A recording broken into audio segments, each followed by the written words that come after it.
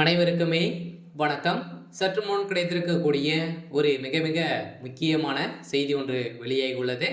So Erode தேர்தலில் புதிய திருப்பம், திமுகவினர் கதை முடிந்தது, இது மாதிரி பார்த்தீங்கன்னா செய்திகள் வெளியாயிருக்கு.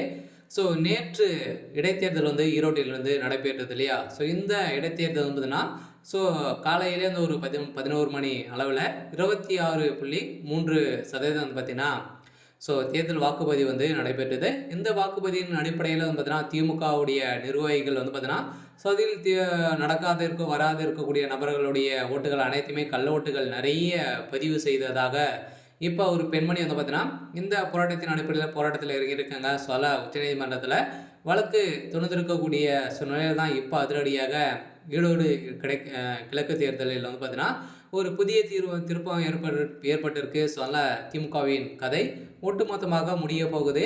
ஸோ இதை பற்றி இந்த வீடியோவில் நம்ம பார்க்கலாம். ஸோ அதுக்கு முன்னாடி நம்ம சேனலுக்கு இப்போ தான் நீங்கள் முதல் முறையாக வந்திருக்கீங்க அப்படின்னா மறக்காமல் ஸோ நம்மளுடைய சேனலை சப்ஸ்கிரைப் பண்ணி சப்போர்ட் பண்ணுங்கள். ஸோ வாங்க வீடியோக்குள்ளே போகலாம். ஸோ பார்த்தீங்கன்னா ஏற்கனவே நேற்று ஈரோட்டில் ஸோ இடைத்தேர்தல் நடைபெற்றது.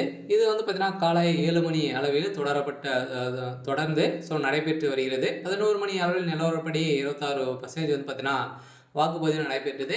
ஈரோடு இடைத்தேர்தலுக்கான வாக்குப்பதிவு போது ஸோ வளையக்காரன் வீதியில் ஈரோடு மாநகராட்சி தொடக்கப்பள்ளியில் ஸோ 68.0 பார்த்தீங்கன்னா பரிதாபம் என்பவர்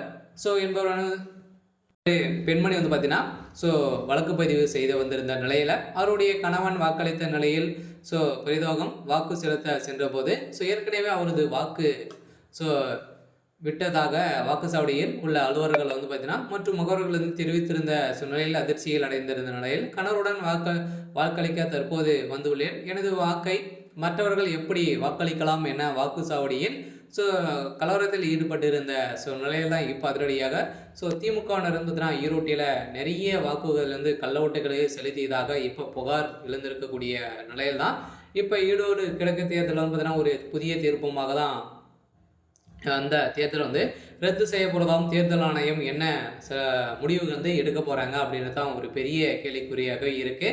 ஸோ அதில் இது திமுக என்றாலே பார்த்தீங்கன்னா நிறைய கள்ள ஓட்டுகள் அனைத்தையுமே பதிவு செய்திருக்கக்கூடிய ஸோ நிலையெல்லாம் இப்போ திமுகவுடைய நிலை தெரிந்திருக்கு. ஸோ அதெல்லாம் வருகின்ற சட்டமன்ற தேர்தலுக்குள்ளே திமுகவுடைய ஒட்டுமொத்த கதையும் முடியக்கூடிய ஸோ அளவுக்கு தான் இப்போ ஸோ நடந்துட்டு இருக்கு. ஸோ அதெல்லாம் இந்த ஓட்டுலேயே அனைவருமே தெரிஞ்சுக்கிட்டீங்க இல்லையா? ஸோ எனது ஓட்டு எங்கே பதிலளிக்க வேறு யாரோ ஓட்டு போட்டீங்களா? ஸோ என அதிகாரிகள் ஸோ ஒழுங்காக பதில் சொல்லுங்கள் என அங்கு விவாதத்தில் ஈடுபட்டிருந்த ஸோ நிலை தான் பார்த்தீங்கன்னா அதிரடியாக அங்கே ஒரு மிகப்பெரிய கலவரங்களாகவே நடந்தது. இதனால் ஈரோட்டில் போட்டியிட்ட சந்திரகுமார் அவர்களே பார்த்தீங்கன்னா அங்கு வாக்குவாதத்தில் ஈடுபட்டிருந்த நிலையை தான் இப்போ அதிரடியாக ஈரோட்டில் ஒரு புதிய திருப்பமாக தான் ஏற்பட்டிருக்கு.